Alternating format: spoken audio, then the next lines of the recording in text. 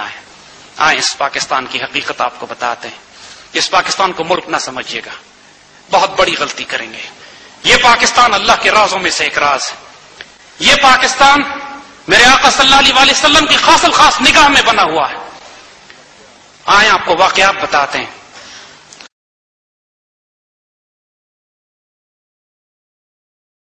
مولانا اشرف علی تھانوی انہوں نے اپنی بیوی کو نصیحت کی کہ مجھے اللہ کے ولیوں، فقیروں اور درویشوں نے بتا دیا ہے کہ پاکستان 1947 میں قائم ہو جائے گا. اگر میں زندہ رہا تو ہم پاکستان چل کر رہیں گے، اگر میرا انتقال ہو گیا تو تم پاکستان جا کر آباد ہو جانا. کہ اب آنے والے دور میں اللہ کے رسول کی نگاہ میں وہی زمین پسندیدہ قرار دی گئی ہے. اشرف علی تھانوی کا 1942-43 میں انتقال ہوتا ہے. آپ کی بیوہ پاکستان بننے تک زندہ رہتی ہیں، پاکستان تشریف لاتی ہیں، لاہور میں قیام کرتی ہیں اور پھر وہی انتقال ہوتا ہے آپ کا.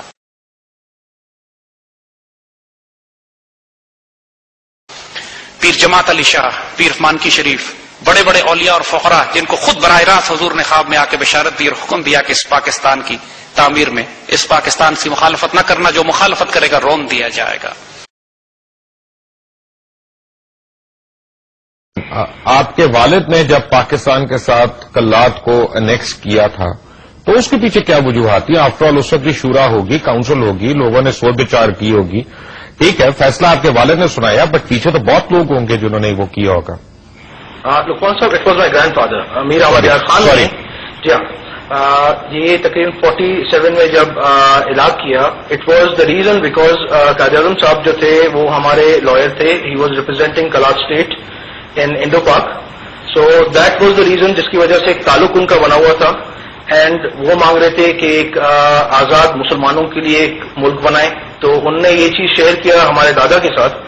سو اس چیز پہ جب انہوں نے شیئر کیا تو ہی اگریڈ کہ there is a country getting made in the name of اسلام.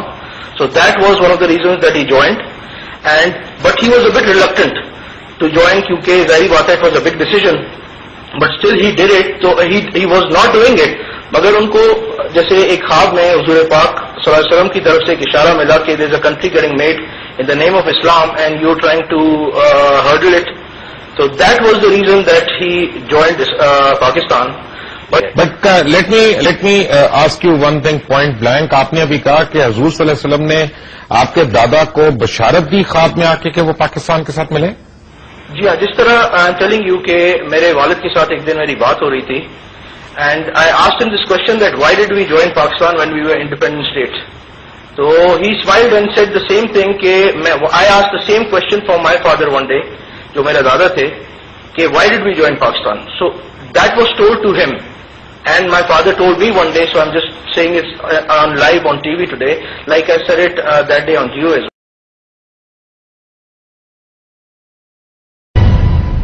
دیکھیے یہ پاکستان اللہ کے رازوں میں سے ایک راز ہے. بالکل لوگ اس بات کو نہیں جانتے ہیں کہ اللہ تعالیٰ نے جب آخری دور کا یہ عروج کرنا ہے مسلمانوں کا، اس کا مرکز پاکستان ہے.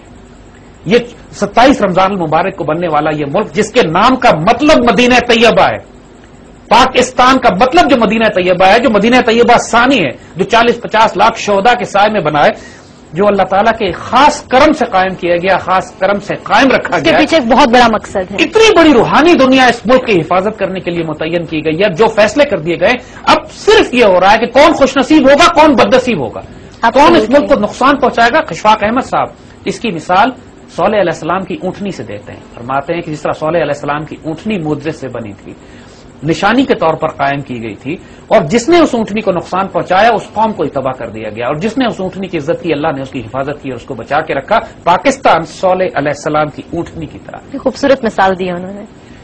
یہ ملک، یہ پاکستان، یہ حضرت صالح کی اونٹنی ہے. اس کا احترام اور اس کا ادب ہم پر واجب ہے.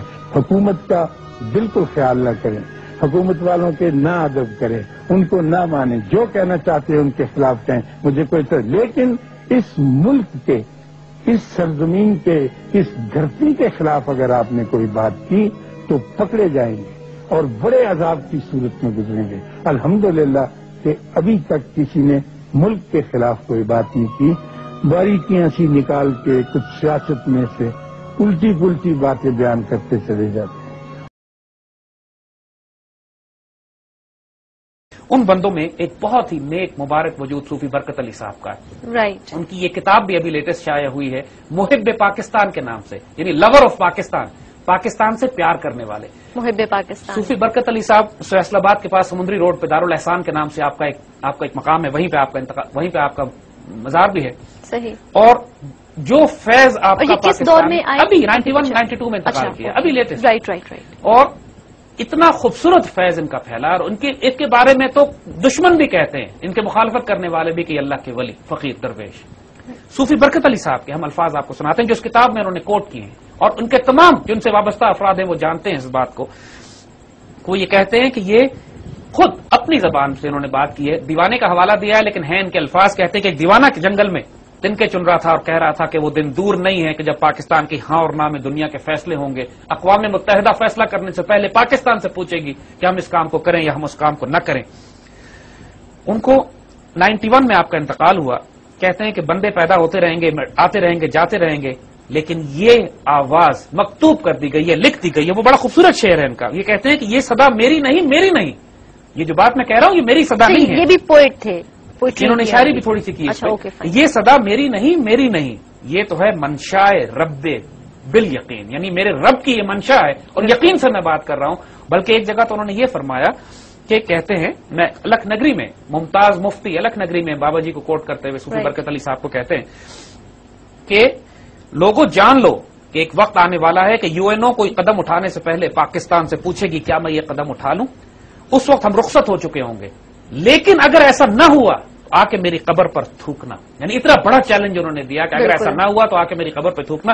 ممتاز مفتی اس پر لکھتے ہیں کہ میں بزرگ کے اتنے بڑے دعوے پر حیران و پریشان رہ گیا کہ یا اللہ یہ پاکستان کیا شے ہے، کیوں لوگ اس کی عظمت کی باتیں کریں. کہ ایک جنگل، ایک دیوانہ ایک جنگل میں تنکے چن رہا تھا اور کہہ رہا تھا کہ وہ دن دور نہیں کہ پاکستان کی ہاں اور نہ میں اقوام عام کے فیصلے ہوا کریں. ہے کہ نہیں؟ بندے بنتے رہیں گے، مٹتے رہیں گے. یہ قول جو ہم اللہ ہی کی طرف سے کہہ رہے ہیں، ہمارا کیا قول ہے؟ ہم اللہ ہی کی طرف سے کہہ. اب جو ہے یہ جو کچھ بھی ہو رہا ہے نا یہ عین فطرت کے مطابق ہے. لیکن ایک بات آپ نوٹ کر لیں، یہ ملک جو ہے یہ اللہ نے اور محمد نے اور علی نے بنایا. کیا جی؟ اللہ نے بنایا یہ ملک، اللہ نے، محمد نے اور علی نے بنایا. ٹھیک ہے. ان کی اس ملک کی سیکشن بڑے سے ہوئی ہے.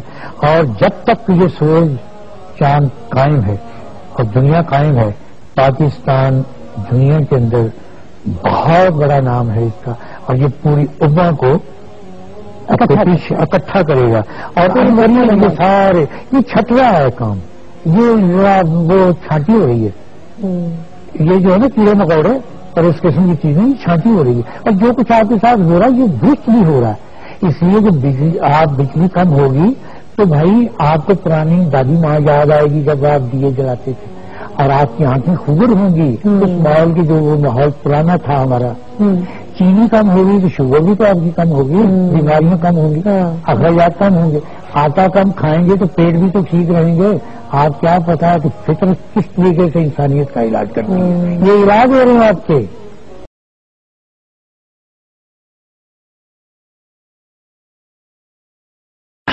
الکھ نگری میں ممتاز مفتی بڑا خوبصورت فیسنیٹنگ ایک واقعہ لکھتے ہیں، ہم پڑھ کے سناتے ہیں. ممتاز مفتی عطیہ نامی ایک عورت کے بارے میں لکھتے ہیں کہ انتہائی نیک پڑھی لکھی پاکیزہ خاتون کو آنے والے آلات کے بارے میں الہام ہو جایا کرتا تھا. سیر تھی، آگے والے آلات کو دیکھتی تھی. جس طرح علامہ اقبال سیر تھے اسی طرح یہ عطیہ کے بارے میں. ایک دن عطیہ بڑے موڈ میں تھی، کہنے لگی کہ پورے آسمانوں پہ چراغاں ہیں، خوشیاں منائی چلی جا رہی ہیں، پھولوں کی پتیاں نچھاور ہو رہی ہیں اور مسلمانوں کے عروج و ترقی کا دور شروع ہو چکا ہے. اور یہ دور، یہ بات جو کر رہی ہیں 1971 سے پہلے کا ہے، یعنی یہ واقعہ جو لکھا گیا ہے 71 سے پہلے کا ہے. اسلام کی نشت ثانیہ کا دور ہونے والا ہے. عرش اور فرش ایک دوسرے کے قریب آ جائیں گے. پاکستان اس دور کا گہوارہ ہو